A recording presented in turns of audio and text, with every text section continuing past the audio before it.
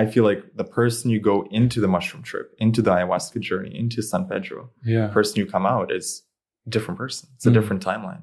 If you've done the work in the trip, you have actually upgraded yourself several frequencies or several timelines. Now the question is, can you hold that frequency? You know, you feel so refreshed after a trip, so much clarity. Yes. And then it slowly dissipates as life kind of hooks you into drama. So the question is, can you maintain that new identity that you've discovered in the trip? So, man, I'd love to just sort of dive in here and really, this is, you know, your area, man, and how you communicate your experiences, I find is beautiful, you know, listening to you. So I really want to just kind of understand what your experiences of trips are, why it's plant medicine, why it's healing, just your whole experience around psychedelics, what trips are like, how you can convey what that is. And, you know, there's still a lot of stigma around it. There's still a lot of stigma around it. Not in my world. Not in your world. I love that. Someone asked me, do you ever get people who like are not into mushrooms around you? I'm like, no, like every conversation is around mushrooms. Somehow it leads to it. Yeah. But yeah, man, I'm just fascinated to explore, some areas there about what it means to you and just, your experience kind of. Where shall we start?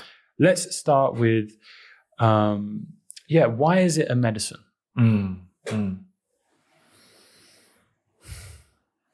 I guess like medicine, when you swallow a bitter pill, it's not always going to be a smooth ride, but it's going to heal you. It's going to work on you. So like some of my best mushroom trips started off in ways that I thought, oh, this is going to be the worst trip ever. Like I did one actually recently on the full moon, and the first hour I just felt so sad. And I was like, I can't figure this out. Like I've been having a great week, great month. And then I'm like, well, this is the work. And then something popped up around why I was feeling sad. And I'm like, okay, let's dive into that. So I think it's a medicine because it wakes you up. It shows you more truth about yourself. It gives you guidance. It gives you homework. It gives you messages. It's like intuition, the dial of intuition turning up to 10. Getting a little bit of psychic powers for 6 hours. And you get all these visions. You can see further out of how your life is going to go if you continue on this path. And how your life might go if you learn some new tricks. And then you come back and you're like, okay, I want to learn the new tricks. Let's integrate. Integration. Yeah, I think there's a lot thrown around of people who perhaps don't respect what it is. And it's kind of, some people enter it thinking it's going to solve your problems. It will show you. It will show you. It's like an orientation. Yeah. And it's kind of your job to then reorientate yourself and then integrate, take the actions or however that looks, change the inner, whatever's going on in here. So how does that look for you? How do you said you had something that was challenging that came up. How do you take these orientations, these truths, these downloads that come in, and then how do you actually, and you respect them for what they are, and then you integrate it into the new timeline, who you are moving towards? How do you actually integrate those lessons? Yeah. So I'll talk about the trip actually, because I discussed this in one of my videos. In the trip, the resistance that was coming up was around a specific person. And I realized that friendship was not serving either of us. And I had dropped my standards. I was allowing this person to treat me in ways that I would never allow any other friend to treat me. But I was making an exception for them. And it took a lot of hours on that trip to really sit with it. It was hilarious too, because I was on the rooftop of this villa, enjoying the sunset, but feeling sad about this, knowing that I had to make a decision here, either to let the friend go. I couldn't figure it out. And in the early stages of a trip, you're just beginning the trip. You're not going to get the answer yet. You're just looking at the problem. You're figuring out, how did I even end up in this situation? The mushrooms are not going to like give you the prize at the end super quick. They're going to be like, no, you're going to sit in your turmoil for a little bit and learn from this. How did you end up here? And then we'll give you the answers, but you're going to have to do the test yourself. Yeah. So I'm sitting there on the roof and I'm feeling sad, but then I'm like, well, it's sad, but it's contained sad. And this thought crossed my mind. I haven't cried in some time. That's interesting. Of course, what do you think happened later in the trip? Like the most crying I've done in months. And that's part of the process too. Feeling the emotions, not suppressing them. Really feeling the sadness of letting someone go. Not skipping over it to the end. Oh, I've made a decision. I'm strong. I have my standards, my boundaries. Feeling the sadness of that. My God, what this could have been, but it's not going to be. And crying, releasing, and always trusting that the solution will come. So earlier in my mushroom trips, when I started doing mushrooms, I didn't know that when I felt resistance, I was like, oh, but what if the whole trip is just resistance? And then I come out of the trip and I still don't know what to do. And then I'm like, fucked. So I was like, but now I know the solution will come. You just have to sit with it, allow your brain and your neurons to refire, repattern. The connection will be made, and just trusting. And so I'm sitting there. It's like 2 hours of just processing this.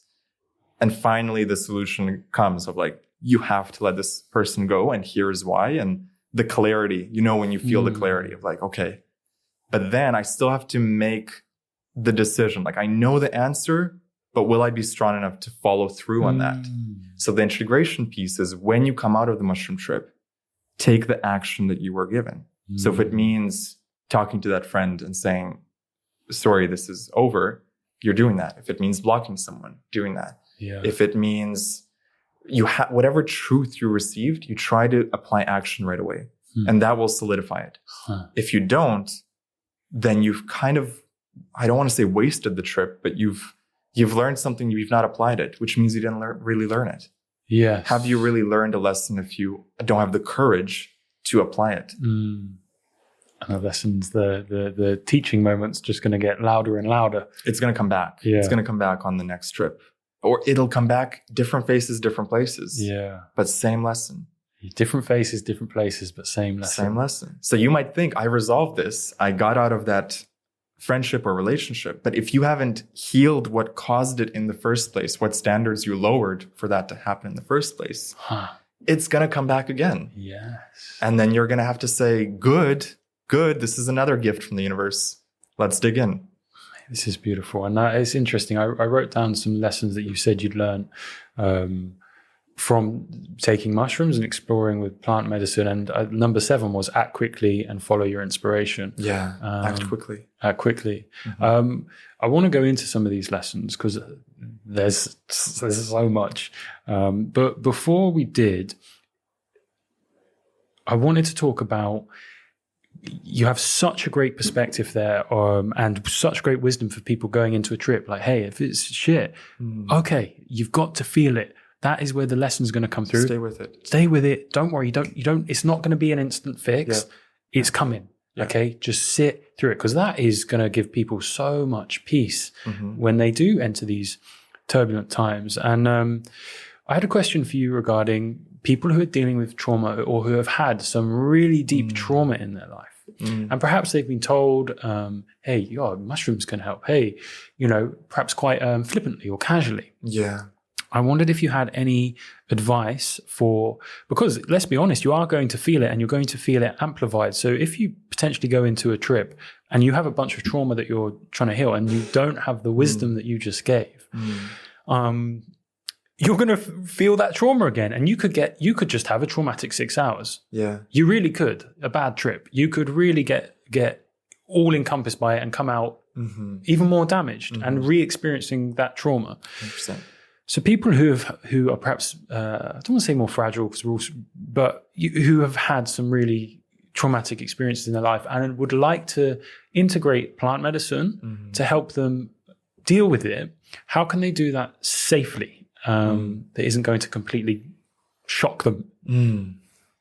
I think dosage is important. So if you sense that there's something traumatic that might come up, just take a lower dose. That way you're not going to go all the way. You can kind of going into the waves on the shore, not really going to the deep end so quick. Once you get comfortable with that surface waves. You're like, next trip, I'm going to take a little more.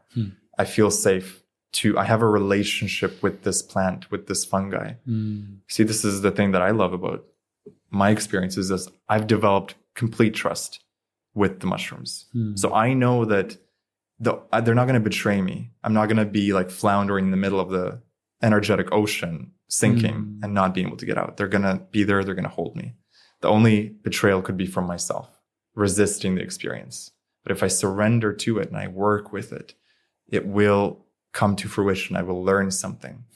So dosage is important. If you feel like you're going through something negative and you want to kind of delve into this, but not have a traumatic psychedelic trip, just start really slowly. There's going to be hundreds of trips you can do in the future. So you don't need to rush to do the 5-gram heroic dose. Start with 0.5, then 1 gram, 1.5.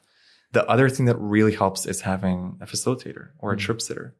Just someone there sitting with you, making sure you're okay, being able to talk you out of your thoughts, get you out of the loop. Music also helps a lot with this. So I put these mixes that are 6 hours for my trips because then every 3 minutes, the song changes. So even if I'm obsessed about some negative thing, the track will change and the mood will change. And I'll have to like go with the flow. I won't be able to stay focused on the loop. It gives a sense of flow and direction to the trip. And then with ayahuasca, one of the interesting experiences I noticed was I did 3 journeys in Mexico. And I'll never forget one of them. There was a couple people having a really tough time, like crying the whole night. And like you could tell they were going through some really traumatic things and reliving them. And of course, the shamans were there to help, which is great. And that's so important to do ayahuasca with a shaman. But I was kind of worried. I was like, this is a lot. You can feel the pain. And then, you do the trip, you start around 11 midnight, you end at 5 a.m. Then everyone sleeps. Then we wake up in the morning, we have a sharing circle. Who wants to share? Every single person in that circle said, gracias la madre. Thank you to the mother. Thank you to Mother Ayahuasca. Even the person that was crying all night long. So that taught me that even though outwardly it seemed like it was a very painful experience for them, they got something out of it. The thank you was genuine. They were not forced to, say thank you, but they truly felt like they had gotten a gift out of it. And same thing with me. My first ayahuasca journey, the first 3 hours, I felt so much grief. Personal grief of things I thought I'd looked at, but hadn't really. The collective grief of the collective division of the world, which surprised me, like tuning into that. That's a whole other experience. And I just like so much tears and intensity, the intensity of it. I thought, if this is it for the next 8-9 hours, like, I don't know how I'm going to get out of this situation. This is going to be the worst trip of my life. But then I remembered the mushrooms, and what the mushrooms taught me through dozens of trips is there's always an arc to a trip. It can start off shaky. The plane can take off with some turbulence. You'll find your wings. Okay, this is really tough, but let me try to find my wings. Let me sit with this. And you know what? I did. It took a few hours. Suddenly the gratitude for the pain, the gratitude for the grief, the gratitude for, what was the poem where the guy said it? The flute that is carved out with knives, but produces beautiful music. So the knives, carved out with knives, but then gives you this sweet music. And that's the dichotomy of life. That's the paradox of the greatest grief, the greatest trauma that you've experienced may end up being your greatest gift in ways you cannot foresee. If you want to see the full episode with me and Tom, head over to jamesxander.com/TomSpark. That'll give you access to the full conversation where we go in depth into psychedelics, the power of plant medicine, manifestation, the works of Neville Goddard, relationships, boundaries, and so much more. I am so delighted by this conversation, and I'd love it if you could check it out. Head over to the full conversation at jamesxander.com/TomSpark.